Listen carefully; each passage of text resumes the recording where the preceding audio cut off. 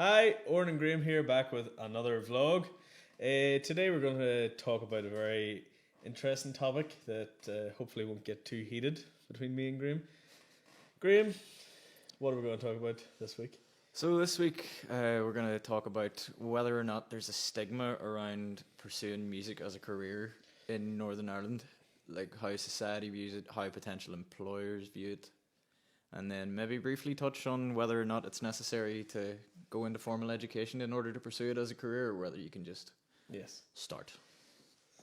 Well, from your point of view, is there stigma? What do outlookers think when they look at a musician? When they go to a bar, they see someone up playing, they hear about their nephew or their son or someone going, "Mommy, Daddy, I want to be a musician, full-time musician." I feel as if it's treated like a hobby the majority of the time. Like, if we define just before we start a professional musician or a professional anything, Yes. you become a professional when you start to get paid for it. Yeah. That's when you become professional. Yes. It doesn't relate to how long you've been doing it or anything like that. Once you've been paid, you are now a professional. Yeah. But it's still treated as a hobby. Yeah. Like, a lot of people tend to look at a musician or someone doing sound or someone doing promo work for a club or booking music for a bar as something that you do on the side. It's never really feels like it's legitimately treated as a career. Yeah. And this is all very anecdotal. This is just what I feel like when people talk to me generally. Okay, yes. That's the impression that I get. Yeah, well, personally, I feel the same. There's just that sort of stigma about when you're starting out as a musician, you're trying to bring yourself to the point where you're getting paid for your work, where people, yes, it can be mainly family, but it is normally people within your circle and stuff like that, probably because they're the ones you're hearing from most of the time. Yeah. But there is that sort of stigma that's pushed on that music is a hobby. It's not something you do for a living and stuff like that. And now, just to say this, like, now before we go any further, I know people that live far better than I will ever live, and all they do is play music at the weekend. Yeah. Few during the week, but they're a wedding, but they're in a wedding band. Yeah. That's all they do, and they will live better than I will ever live, and that's what they've made their entire life out of. Is just playing music, going out of the weekends and playing gigs, more or less. Pretty much. And you can't say that's not a career. Yeah, it's fair enough. Some people will try and go around it and say, "Oh, you're not actually doing any work. That's not actual work." Yeah, they'll say that. Yeah. And they'll normally come from maybe some people manual labor backgrounds or something like that. And fair enough, there are people that do harder jobs, but when you this is going to get a little bit awkward here, but when you really do take into what being a musician involves, you're self-employed. You're literally doing everything in there that someone running their own business is doing, because that's more or less what you have to do. It is a business, and most of the time you have to run it like a business. I would say nearly all the time you have to run it like a business, unless you've got someone doing that end of the thing for you. In which case, most you just musicians don't really, unless you are like someone that's out every single weekend, 3-4 nights a week, and are making that much money where you just can hire your accountant at the end of the year to do all that. Yeah. I think a lot of it comes down to, like, in my head anyway, like a disconnect between what effort is assumed to be put into the work. Yeah. Because for someone who's like a family member or someone who's just at a bar or someone you're talking to, they see the 2 hours. It's like you said, they see the 2 hours where you're playing. Yeah. And maybe it's one of those gigs where it's quite fun and you actually look like you're having fun during it and stuff. Yeah. And they're like, that's not work. You saying you don't have fun every gig? No, I have fun at every gig that I do. They're all magnificent. Diary's open for 2020, by the way. Yeah, they see the 2 hours that you're on stage or the 2 hours that you're doing sound. They're like, you're just standing there with an iPad. That's all you're doing. You're just moving things up and down on an iPad. Sure, that's not work, is it? What are you doing? That's unfortunately my life. most weekends. But they, like, you know, Yeah, it is. that's all you see. But what those people then don't see is the hours of prep work you've put into it, the amount of money you've spent on that equipment Yeah. to get there. You know, there's a very simple a one piece. You're just one person. Yeah. If you were to build up how many hours you're putting into that, as well as how much money you've spent in the equipment to actually do the job, I'd say that'd be hitting a fairly big number. It's pretty big. It's pretty substantial. And that's one person. That's one person. And when you think about a 5-6 piece band, Oh, it's and when intense. you become that kind of thing, then you have a lot more overheads. You have your van, you have everything going on there. You need insurance, stuff like that, and that builds up. Oh, yeah. And you know, that's what people don't see, and they don't see the brutal months where you're sitting down going, right, I need to get work for the rest of the year, and you're wrecking your mental health sometimes doing the job like that, because you're out to maybe. There was us the other night. We were out till finished at 3, packed up by about 3:30, 4:45 AM, by the way. Yes, AM. Not back home in bed till about 6 6 a.m. in the o'clock. morning. Yeah. And you know, that's there's not many jobs do that, especially when you could be out from about 12 o'clock that day and not back till the following morning. That's I mean, that's a lot of hours. That's a lot of that's a lot of time. But that's the kind of thing people don't see. They don't see the organisation that's going on there. They don't see the work you've put in to get yourself there and to maintain that as well. Yeah, and as well as that, when you work a normal job, or you have a normal trade, Yes. when you're sick, by and large, and this isn't true all the time, but you say you're sick, you can take time off, Yes. and you'll have a certain amount of paid leave. Yes. There'll be a safety net under you for when something happens in your Oh life. yeah, of course. Like there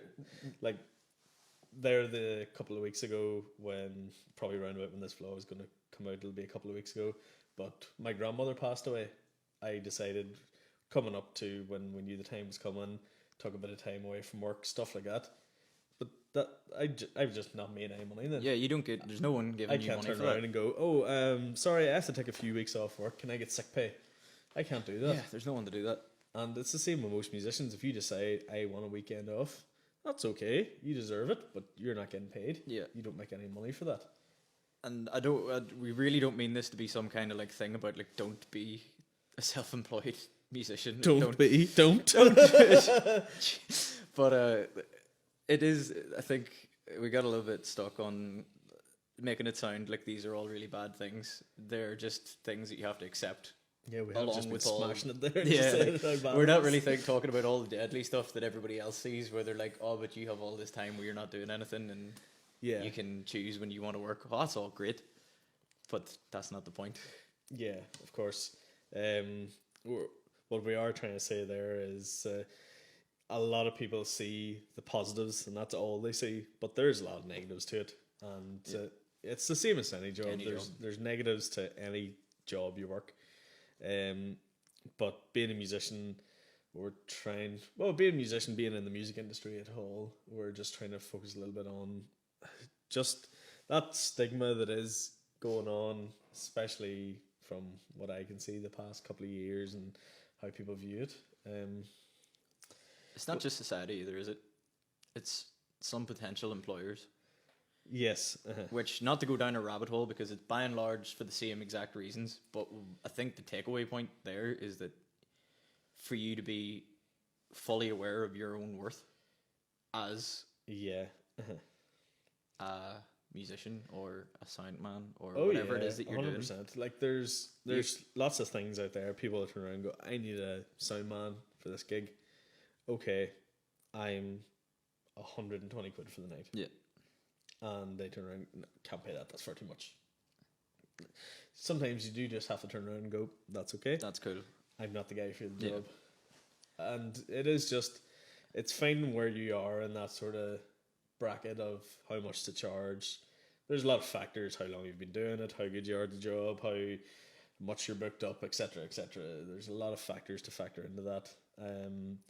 But yeah, a lot of people don't know how to do it. Full stop. And which can create problems for everyone else because they go, well, such and such is charging 80 quid. Why should I pay you 120 quid? Yeah, and then you have to know then when Yeah. someone says that exactly why they Yeah. should pay you 120 You quid. have to be able to turn around and tell them why that's the case.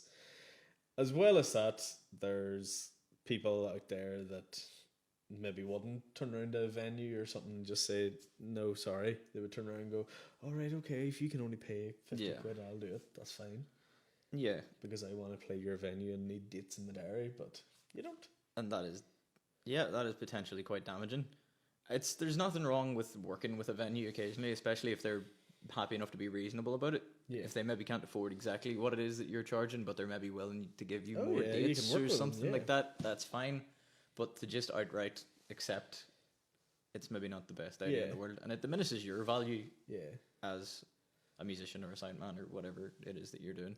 And don't get me wrong, there is a lot of venues that and employers and stuff like that will understand and they know the trade, they've been doing it for that long, they know what people charge, they know Yeah. what's reasonable, they know what's not for the job they're asking. Yeah. But then there is people out there that will just downright try and undercut and try and mess people over and didn't make that much at the bar, it was slow the night, etc., etc. And that's their way of trying to creep in there and say, well, you take 20 quid less, you take 30 quid less, etc., etc. And everywhere, not everywhere does it, but quite a lot of places do try and do that to the musician. And it's because of that, it's because of the way that they view music and they view being a musician, your whatever job in the industry you're doing. It's the way they view it and the whole stigma around it, that they're just like, this is a hobby for this guy, it doesn't really matter if I pay him. Yeah. Like if you went into work and did your entire week, fortnight, whatever you get paid, and at the end of that, just before your wages come in the night before, you get a phone call from your boss, well, Jimmy, we didn't make as many cement mixers this week as we wanted, so would you fancy taking 100 quid less on your wages? Yeah. You would tell him where to go. Yep. And as well as that, you'd have a solicitor on to him the next day. But in the music industry, people just think that's an ideal thing to do. This isn't the stalls on a Saturday in the middle of Cookstown where you can go up and go, oh, you take a tenner for that, will you? But that's the way people look at musicians. They think that they can just sort of turn around and be like, knock a few pound off this. I didn't think they did well the night. It's beyond ridiculous. There's no, I don't know. Even just think, like, you see bars doing it to people being like, oh, well, I got a one piece in there and he wasn't 150, he was only 120. You take 120, would you? It's like, we're going to go off on a rant and go crazy here in a minute. I think the idea is that too many people view professions in the music industry as having a scalable income. Yes. And while they have a scalable income with regards to how much experience the person has and how well they believe they do their job, that's income, that's value they've assigned themselves. That's not for an employer to assign to you. Yes. That's not how that works. That's a very good way of putting it, to be fair. I was thinking as well, yes, there is a lot of musicians that maybe do have like jobs during the day and stuff like that. Yeah. And they're happy enough when the bar turns around and goes, it was slow, you take 20 quid less. Something like that. They're happy enough to do that.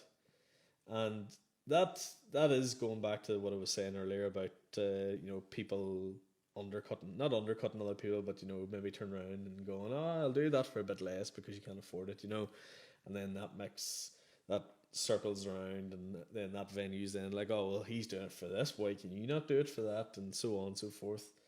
But because there is musicians that maybe do have a daytime job and this is just a hobby for them, maybe that creating a problem then that for people that are trying to make a living out of it. Maybe there's people like in a band or something like that, and they, they're all say there's a band of people and they're all got daytime jobs, they're all working during the day and stuff like that, and then compare that to someone like you who your entire living is music. You make your entire living out of playing music, and those kind of guys, they're happy enough to just waive their price wherever they go and stuff like that. And fair enough, you can do it now and then as well. But people doing that, do you think that is creating sort of like a circular motion of people having to drop their price because these guys are charging less because they don't care about the money? Do you mind if I give you a kind of Please. loaded, moderately convoluted answer? Please. I think the problem is that, well, first of all, short answer, yes. But Okay. longer answer, not necessarily. I think the problem is that you can paint a very black and white picture when it comes to hobbyist, like musicians who just play in bars at the weekend, and professional musicians. The hobbyist musician is still a professional musician, by the way, as They're we stated at the accepting money, start. They're yes. getting paid, so they are professional. But the difference is you can turn around and be like, oh, you've got like your man Paul who like plays down his local on a Saturday. He plays a tune, he has a swig of his beer, he chats a bit over the microphone, and then he decides what tune he's going to play next, and it's not a show. And then you've got someone who maybe spends the majority of their week going, what can I do to make my set better? What equipment could I buy to make this whole thing sound more professional? What could I be doing to make my entire show better? Yes. Those are two completely different people. Uh-huh. But both of them are professional musicians. The problem comes when you've got people like Paul who plays on a Saturday. Paul's a fictional person, I just picked a name. Paul's a good man, I know him quite well. He's not real. But like you've got people like him who play, and then at the bar at the end of the night might go, can only give you 50, and they go, okay, that's grand, don't worry about it. And yeah, they are effectively undercutting and potentially ruining it as a career for other people. Because then a musician who maybe puts more time into this as a job, as a career, is going to come along, and then the bar is going to go, well, Paul does it for 50 quid, so we can't give you any more than that. Yeah. And And then the thing about that is, Paul could be as good as, if not better, yeah, absolutely. than your other guy. Uh-huh. And he's putting himself down at that. Yeah. And because he's doing that, then that bar's got, well, I can get him in for this for 50 quid. Yeah. Why do I need to pay everyone else? Exactly. And you know what? It's a very difficult thing sometimes to argue. It is, yes. It why is a they very, should. very awkward thing to start arguing about. But it is just one of those things where if I was to give anyone advice in that, if you go to a bar and they say, if you're 150 quid and they go, look, well, I'm paying the rest of my musicians 100 quid, that's just not the bar for you. No, it's not your bar. You will find somewhere that will pay it. Without a shadow of a doubt. You'll always find somewhere that will pay your worth, because most of the time you'll find somewhere that is literally doing something like that, get a lot of entertainment in, bands maybe every night of the week, and they know what they're paying for and they know what they're going to get. Yeah. And they know that you're worth that kind of money.